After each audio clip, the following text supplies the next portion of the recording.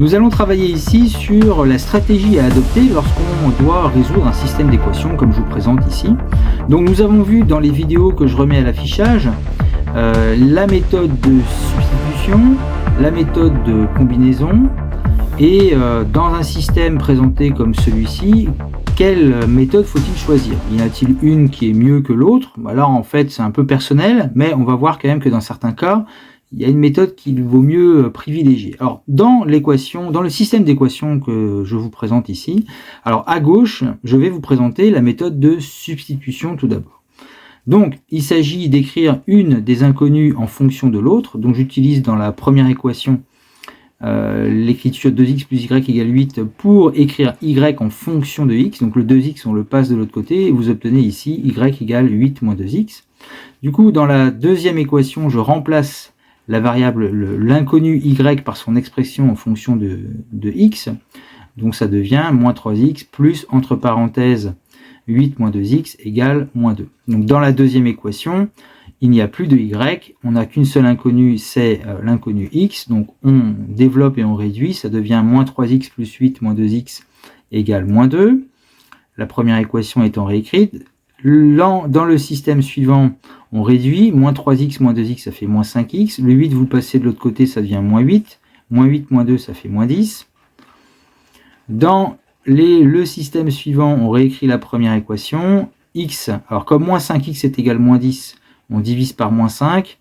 X est égal à moins 10 sur moins 5, on obtient x égale 2. Maintenant que x est égal à 2, dans la première équation, ici, on remplace x par 2, ça devient y égale 8 moins 2 fois 2.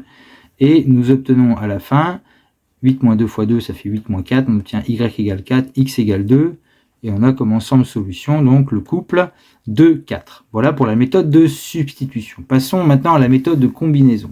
Alors dans la méthode de combinaison, j'ai réécrit le système, on voit tout de suite que sur l'inconnu y, on a le même coefficient ici 1 et 1, donc on va transformer et construire une nouvelle équation en faisant une soustraction verticale, comme je vous l'avais présenté.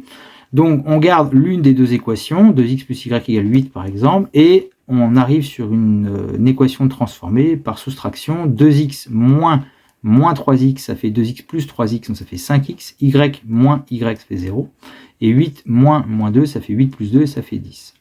Donc nous obtenons 5x égale 10 ici. Système suivant, on réécrit la première équation. Dans la deuxième équation, on obtient x en faisant 10 divisé par 5, ce qui fait 2. Nous remplaçons dans la première équation, du coup, le x par 2. Donc ça fait 2 fois 2 plus y égale 8. Et on obtient y égale 4, puisque 2 fois 2, 4, vous passez de l'autre côté, ça fait 8 moins 4, on obtient y égale 4, x égale 2. Forcément, on obtient la même solution, le même couple de solutions, couple 2, 4. Dans ces deux résolutions, substitution ou méthode de combinaison, je vous laisse choisir. On va dire peut-être la méthode de combinaison paraît un peu plus rapide, certainement même. La méthode de substitution est intéressante quand même parce qu'on va manipuler un peu différemment les équations. Il y a l'idée de remplacement, ne pas oublier de mettre les parenthèses, un peu de réduction. Et puis après, au niveau des calculs, globalement, c'est à peu près la même chose. Donc l'une ou l'autre, on va dire qu'on peut s'engager sur la substitution ou la combinaison dans ce système.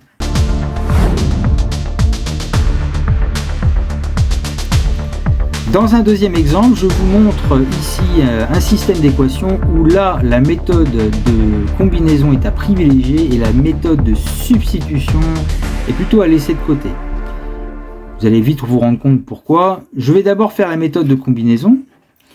Donc nous avons un système ici d'équations où sur x et sur y nous n'avons pas les mêmes coefficients. Donc je remets à l'affichage la vidéo dans laquelle on avait traité ce genre de système. Je multiplie par 3 la première ligne, par 5 la deuxième, parce que j'ai dans l'idée en fait d'éliminer l'inconnu y.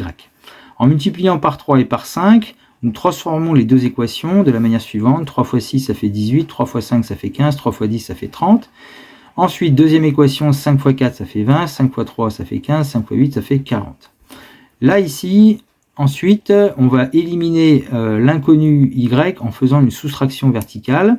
Donc je garde... alors je garde quoi effectivement? Remarquez ici, je n'ai pas conservé l'une des deux équations qui sont là, mais en fait j'ai conservé la première équation qui était écrite ici. Vous voyez ?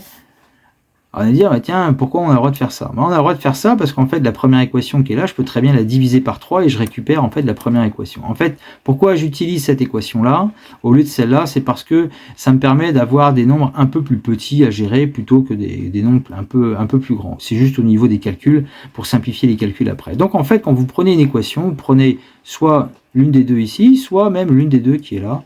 Alors pas trop d'importance. Par contre, vous avez l'équation transformée. Donc en faisant la soustraction, on obtient 18 moins 20, ça fait moins 2, donc moins 2x. 15y moins 15y, ça fait 0. Et 30 moins 40, ça fait moins 10. Donc dès la ligne qui est ici, on peut donc trouver x égale, on fait moins 10 divisé par moins 2, on obtient x égale 5. Avec la première équation ici conservée, on remplace donc maintenant x par 5 dans la première équation. 6 fois 5, ça fait 30. Vous passez de l'autre côté, ça fera moins 30. 10 moins 30, ça fait moins 20. Donc ça vous fait 5y égale moins 20. En sachant que x est toujours égal à 5, ça ne change pas, et donc ça fait y égale moins 20 divisé par 5, on obtient moins 4.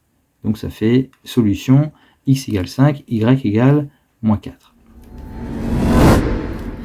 Et maintenant, pour cet exemple, la méthode de substitution. Méthode de substitution, il faut écrire déjà l'une des inconnues en fonction de l'autre. Et là, j'utilise la première, par exemple, pour écrire y en fonction de x. J'aurais pu faire x en fonction de y, c'était la même chose. Donc, je prends la première équation, le 6x, je l'envoie de l'autre côté, ça donne ça. 5y égale 10 moins 6x. Et 4x plus 3y égale 8, c'est ma deuxième équation. Et là, je vais être obligé, pour avoir y égale, de diviser par 5, à gauche et à droite. En tout cas, diviser par 5 la quantité. Donc, ce qui fait que y va être égal à 10 moins 6x divisé par 5.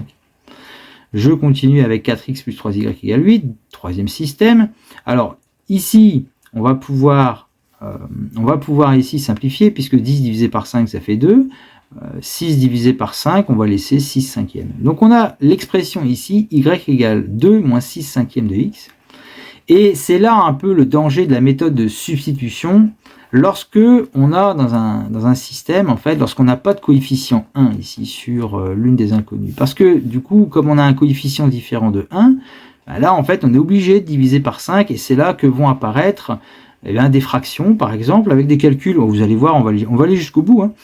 Mais les fractions, ben, c'est moins rapide à calculer que quand c'est que des nombres entiers, comme on a pu le voir dans l'exemple fait ici avec la méthode de combinaison. Ouais.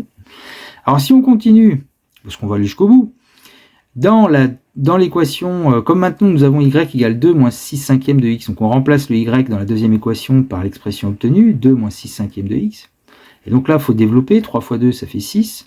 3 fois 6 cinquièmes, ça fait 18 cinquièmes, 3 fois 6, 18. Voilà.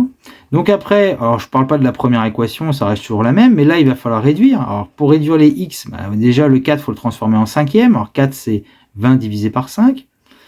Donc maintenant, le 6, je le passe de l'autre côté, ça me fait 8 moins 6.